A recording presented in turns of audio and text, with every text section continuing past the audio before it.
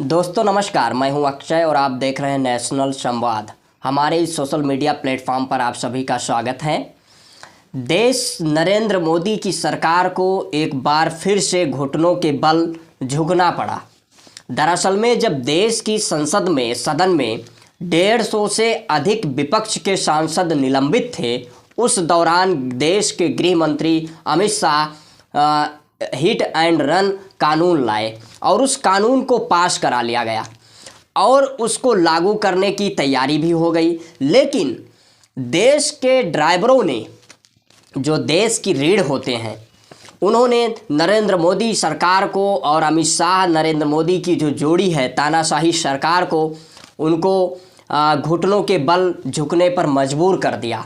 जी हाँ, देश में जिस प्रकार से नरेंद्र मोदी के नेतृत्व में जो चल रही भारत सरकार, बीते दिनों जब कृषि कानून लाए गए, 3 काले कानून लाए गए, तो उसमें भी एक बड़ा विरोध प्रदर्शन हुआ और उस कानून को भी नरेंद्र मोदी सरकार को वापस लेना पड़ा था।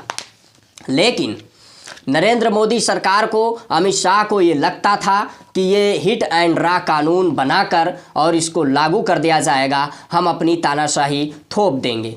लेकिन किसान आंदोलन ने नरेंद्र मोदी को घुटने के बल झुकाया था।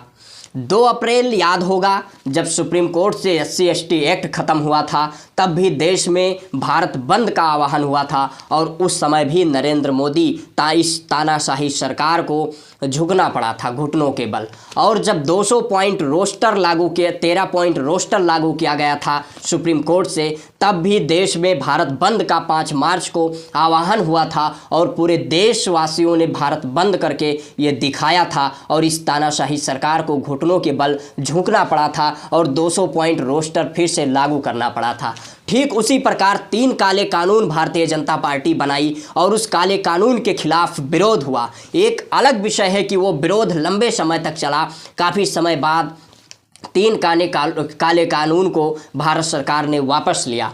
ठीक उसी प्रकार हिट एंड रन जो लाया गया, कानून बनाया गया, उसमें देश भर में पूरे ड्राइवरों ने हड़ताल कर दिया। देश भर के कमर्शियल ट्रांसपोर्ट के ड्राइवरों ने सब बंद कर दिया और जिस तरीके से देखा गया, एक हड़ताल कर दिए। और उत्तर प्रदेश, महाराष्ट्र, राजस्थान, कई स्टेटों में देखा गया कि जिस तरीके से भारी संख्या में ड्राइवर हड़ताल किए, चक्का जाम किए और ट्रक खड़ा कर दिए और पूरे देश में एक हाहाकार मच गया। पेट्रोल पंप पे भारी संख्या में लाइन लग गई और वो तमाम धन्ना सेठ और पूंजीपति जो अपने घरों में बैठकर आराम करते हैं, उनको भी रोड पर निकलकर लाइन लगाना पड़ा।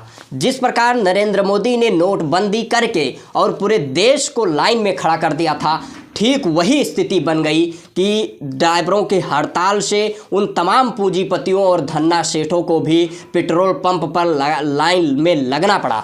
और ऐसा इसलिए क्योंकि पेट्रोल की ये संभावनाएं व्यक्त की गई कि किल्लत हो सकती है और पेट्रोल पंप पे तमाम भारी संख्या में देखने को मिला कि लोग लाइन लगा कर पेट्रोल लिए, डीजल लिए। लेकिन अब सवाल ये है कि ये कानून का विरोध क्यों हो रहा था।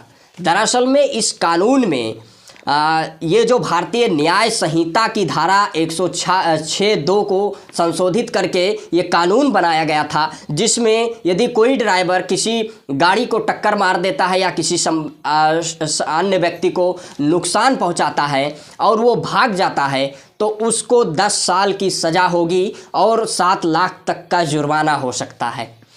ड्राइवर का कहना है या ड्राइवर का ये तर्क है कि हम लोग 10-15 हज़ार की नौकरी करते हैं और 10-7 लाख का जुर्माना कहाँ से देंगे।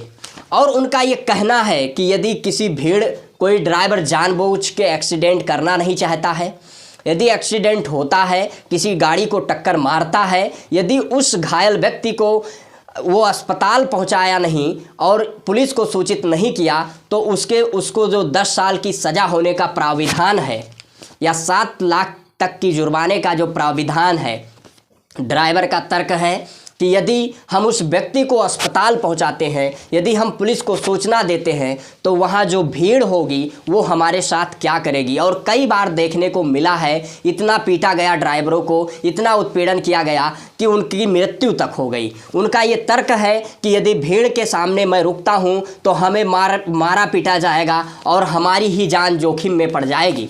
इस बात को लेकर देश भर में ड्राइवरों ने भूख हड़ताल किया और पूरे देश को बंद किया।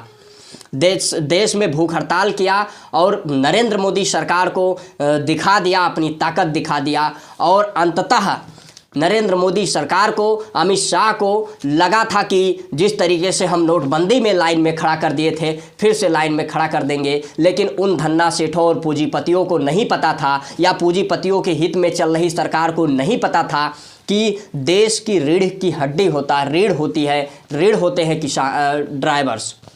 और अंततः इस सरकार को ड्राइवरों के सामने झुकना पड़ा और केंद्रीय गृह सचिव अजय भल्ला को प्रेस कॉन्फ्रेंस करना पड़ा और उनको वार्ता करनी पड़ी। और उन्होंने प्रेस कॉन्फ्रेंस के दौरान बताया कि भारत सरकार ने भारतीय न्याय संहिता की धारा 106(2) में 10 साल की सजा तथा जुर्माने के प्रावधान के बारे में वाहन चालकों की चिंता का संज्ञान लिया है तथा all India motor transport Congress के प्रतिनिधियों से आज दिनांक 2 जनवरी 2024 को विस्तृत चर्चा की।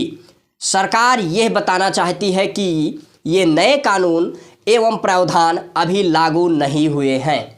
हम यह भी बताना चाहते हैं कि भारतीय न्याय संहिता की धारा 106(2) की लागू करने से पहले all India motor transport Congress तथा अन्य वाहन चालकों से वार्ता करने के बाद ही इस कानून को लागू किया जाएगा।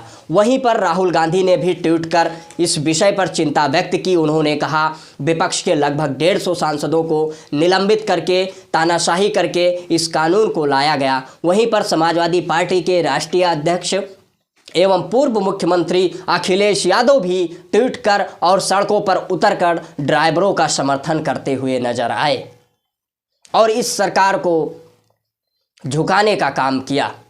इस विषय पर आप सभी लोगों की क्या प्रतिक्रिया है? आप अपनी प्रतिक्रिया कमेंट बॉक्स के माध्यम से अवश्य दें। यदि वीडियो को यूट्यूब चैनल पर देख रहे हैं तो चैनल को सब्सक्राइब करें, वीडियो को फेसबुक पेज पर देख रहे हैं तो पेज को फॉलो करें। तब तक के लिए जय हिंद, जय भारत।